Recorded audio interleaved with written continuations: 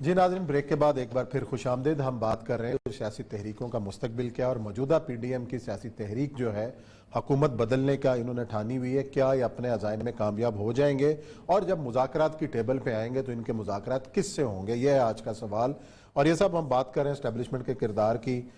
آپ نے کہا کہ یہ پہلی موومنٹ ہے جو ڈائریکٹ اسٹیبلشمنٹ کے خلاف چلائی جا رہی ہے، تو جب بات چیت ہونی ہے کہیں تو ہونی ہے نا. دیکھیں عثمان صاحب، سب سے بڑی بات یہ ہے کہ ہمیشہ موومنٹ چلتی رہی ہے کہ جب اسٹیبلشمنٹ برس سے اقتدار ہوتی تھی. ضیاء الحق کے خلاف موومنٹ چلی، ایم آر ڈی کی موومنٹ چلی، مشرف کے خلاف موومنٹ چلی، جو بھی چلی، جس بھی سے اس میں سب سے بڑی جو اور جو جمہوری حکومتوں کے خلاف موومنٹ آپ چلتی پتہ رہی. کیا، اب اسٹیبلشمنٹ شیلڈ میں ہے. آپ کے اوپر ایک جمہوری حکومت بیٹھی ہے. اسٹیبلشمنٹ جب شیلڈ میں ہوتی ہے، سامنے نہیں ہوتی، تو ظاہر بات ہے دنیا پوری بھی کہتی ہے کہ آپ کس کے خلاف موومنٹ چلا رہے ہو، اور آپ کی موومنٹ میں اس کا وزن بھی نہیں بنتا. آپ کیا کریں گے؟ آپ کیا کہیں گے؟ عمران خان سے مذاکرات نہیں کرنا چاہتے، کس کے ساتھ بات ان کی ٹھیک ہے، پھر کس سے کرو گے تم؟ جارج ڈبلیو بش نے یا ٹرمپ نے یا جو بائیڈن نے آ کے تو نہیں کرنا. تو ایک بنیادی فلا یہ ہے کہ وہ تمام موومنٹس جو کہ ایک زمانے میں آمریت کے خلاف فیشن ہوتا تھا، وہ آمریت کے خلاف فیشن جو ہے وہ جمہوری حکومت کے خلاف فیشن ہو گیا. آپ اس کو کتنا بھی کہہ دیں سلیکٹڈ ہے، کچھ ہے، یہ ہے، وہ ہے، ایک لسٹ آف دا پیپل ہے جو اس کو پیار کرتے ہیں. آپ کو بھی ایک لسٹ آف دا پیپل پیار کرتے ہیں. آپ سے محبت کرنے والے نہیں ہیں، عمران خان سے محبت کرنے والے ہیں، مولانا فضل الرحمان سے بھی ہے.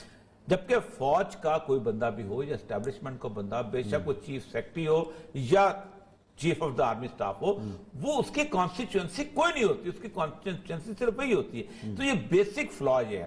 اب اس دوران میں ایک سیمی قسم کی موومنٹ چلتی رہی ہے جو کہ چلائی جاتی رہی ہے. پہلی بات یہ ہے کہ جب تک ضیاء الحق کی 58(2)B تھی تو موومنٹ چلانے کی ضرورت ہی نہیں تھی. صحیح ہے. شام کو اس نے پوچھا بے نظیر نے کہ میں نے اسمبلی کا سیشن بلایا تھا تو اس کی فائل جو ہے وہ کہاں ہے؟ تو انہوں نے کہا ہے کہ جی غلام اسحاق فائل جو ہے وہ رکھ گیا ہے وہاں پر. تو کہتی بے نظیر کہ مجھے شک ہو گیا، کیونکہ آج تک غلام اسحاق نے کبھی فائل جو ہے میز پہ رکھ کے نہیں کیا تھا، ہمیشہ نکال کے جاتے ہیں. ٹھیک. اور اس کے بعد 1:30 بجے رات دوپہر کو اس نے تقریر کر دی کہ ختم. پھر اس کے بعد جب بے نظیر کی فیکس آئی تھی رات کو جی 1:30 بجے، وہ اگلے بات نہیں، یہ تو صبح کے وقت ہوئی، صبح کو تقریر اس نے فرمائی ہے نا. اس کے بعد آپ اندازہ کریں کہ جس وقت ظفر اللہ جمالی مرحوم اللہ تعالیٰ بخشے فوت ہو گئے، تو انہوں نے جب اسمبلی توڑی تو آپ اندازہ کریں کہ میں اے سی کوئٹہ تھا، ڈی سی کوئٹہ، یہ خود چیف منسٹر خود رات کو ہمارے گھروں سے ہو کے نکلے کہ آپ ذرا سا الرٹ کریں کوئٹہ کو، میں ابھی اسمبلی توڑنے جا رہا ہوں اور میں اس کو ڈیزالو کرنے کہہ رہا ہوں جنرل موسیٰ کو. اور وہاں گئے ہو ساتھ اس کو 1:15 بجے رات کے. تو یہ ہوتا رہا تھا 58(2)B تک. اکبر بگٹی نے جس طرح ووٹ دے کے آیا 58(2)B کا، جب اس نے 2/3 میجورٹی لے لی نواز شریف نے، تو اس کے بعد واپس جب آیا تو اس نے کہا کہ میں ووٹ تو دے آیا ہوں، لیکن اب ماشاء اللہ ہی لگے گا اس ملک کے اندر، کیونکہ آپ نے سیفٹی وال نکال دیا ہے بیچ میں سے. اصل مسئلہ یہ ہے عثمان صاحب کہ یا تو آپ مکمل طور پہ ایک انقلابی موومنٹ شروع کریں، اور انقلابی موومنٹ کی سب سے پہلی کوالٹی یہ ہوتی ہے کہ اس نے الیکشن نہیں لڑنا ہوتا.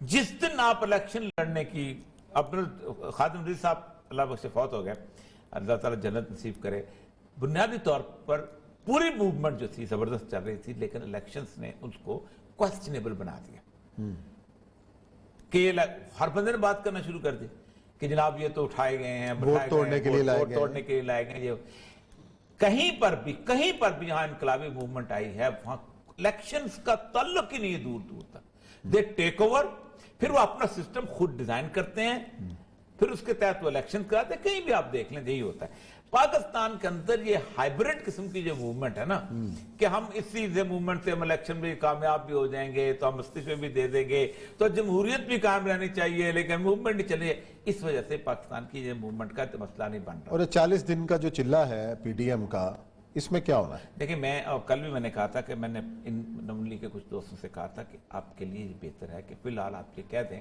کہ ہم یہاں نہیں کریں. اس کی ایک بنیادی وجہ عثمان صاحب کہ اگر آپ یہ سمجھتے ہیں، یا عمران خان تھے کہ عمران خان نے کتنی بڑی غلطی کی تھی، وہ سمجھ جاتا کہ میرے لوگ جو ہیں وہ اس قابل ہیں کہ وہ موومنٹ چلا سکتے ہیں. ہم اس وقت بھی کہتے تھے بھائی جان، یہ جو گانے بنا کے اور ڈانس کر کے یہ لوگ نکلتے ہوتے ہیں، یہ یہاں موومنٹ، یہ یوکرین نہیں ہے بھائی. یہ وہ اور حالت یہ ہے کہ 1 ملین پیپل کا جلوس نکالا تھا لندن میں کس کے خلاف؟ عراق وار کے خلاف. تو کیا کیا تھا ٹونی بلیئر نے؟ جہنم میں جاؤ تم 1 ملین ہو، میں جا رہا ہوں. بعد میں بشک معافی مانگتا رہے. وہ establishment decided to go to Iraq نا، ختم. That's all. ہر طرح کا جو ہر بچہ شامل تھا، گلوکار شامل تھا، فلانا شامل تھا. یہ فیشن ان لوگوں کے بھی کامیاب نہیں ہوتے تو آپ کے کہاں سے کامیاب ہو گئے؟ تو موومنٹ والے مزاج کے لوگ اور ہوتے ہیں.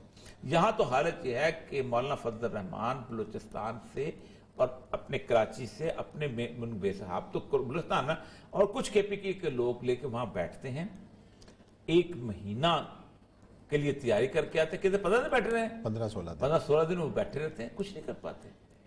اس کی وجہ یہ ہے کہ when you are in confrontation with the government تو پھر آپ کے لیے کوئی راستہ نہیں رہ جاتا. کیونکہ میں آپ کو بات کہوں، نجیب اللہ سب سے کمزور ترین گورنمنٹ تھی.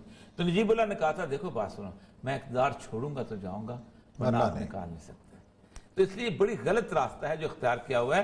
راستہ کچھ اور ہے جو ہونا چاہیے. اچھا پھر تو مولانا فضل الرحمان کو بتا دیں گے آپ کے راستہ کیا ہونا چاہیے. پہلے جی یہاں لیتے ہیں بریک، اور بریک کے بعد ذکر کریں گے فیصل آباد کی ٹیکسٹائل انڈسٹری کا، کہ اچھی خبریں آ رہی ہیں، کس قسم کی خبریں، اس پہ کریں گے بات.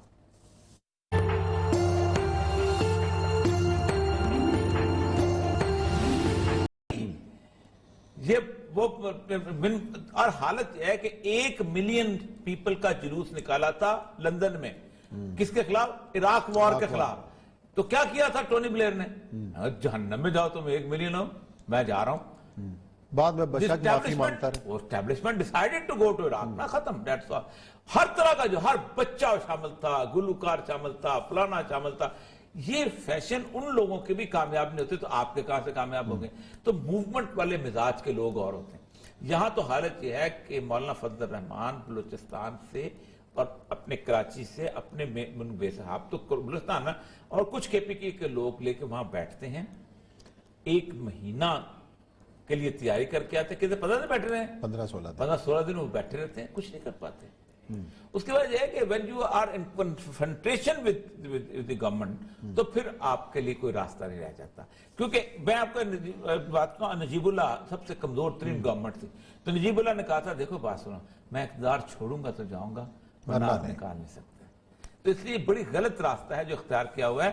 راستہ کچھ اور ہے جو ہونا چاہیے. اچھا پھر تو مولانا فضل الرحمان کو بتا دیں گے آپ کے راستہ کیا ہونا چاہیے. پہلے جی یہاں لیتے ہیں بریک، اور بریک کے بعد ذکر کریں گے فیصل آباد کی ٹیکسٹائل انڈسٹری کا، کہ اچھی خبریں آ رہی ہیں، کس قسم کی خبریں، اس پہ کریں گے بات.